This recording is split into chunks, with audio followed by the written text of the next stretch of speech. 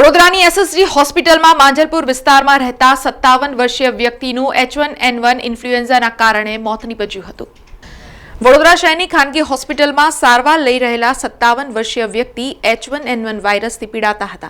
આ વ્યક્તિની medical history પણ હતી, જેના પગલે દર્દીને H1N1 ઉપરાંત અનેક બીમારીઓની સારવાર આપવામાં આવી રહી હતી।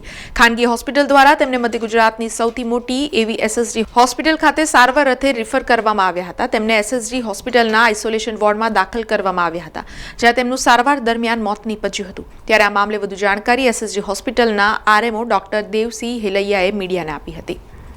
એક દર્દી અમારે ત્યાં દાખલ થયેલા હતા અને એને બીમારીમાં છે તે હોસ્કિન ડિઝીઝ, પછી હાઇપરટેન્શન, ડાયાબિટીસ મેલાઇટીસ અને જે હૃદયની બીમારી કહેવાય તો ઇસેમિક હાર્ટ ડિઝીઝ એવી બધી બીમારી સાથે લેબોરેટરી H1N1B પોઝિટિવ દર્શાવતો રિપોર્ટ સાથે આવેલા અને 31 તારીખે એને દાખલ કરવામાં આવે છે અને પહેલી તારીખે એ 7:20 PM એક્સપાયર થયા છે।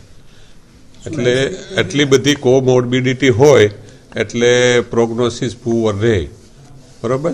અને આઈએસડી 10 વર્ષથી હોય, હોસ્કિન ડિઝીઝ એટલે તમે સમજો ને કે એ બહુ મોટી બીમારી કહેવાય, એ હોય એટલે એનું પ્રોગ્નોસિસ આવું જ હોય, બરાબર। આપણે પ્રયત્નો કર્યા હોય, અહીંયા તો 31 તારીખે દાખલ કર્યા અને પહેલી તારીખે એક્સપાયર થયા છે એટલે ક્રિટિકલ કન્ડિશનમાં આવ્યા હોય અને સાથે સાથે છે તે વાયરસનું ટેસ્ટ કરાયો તો પોઝિટિવ આવી ગયો।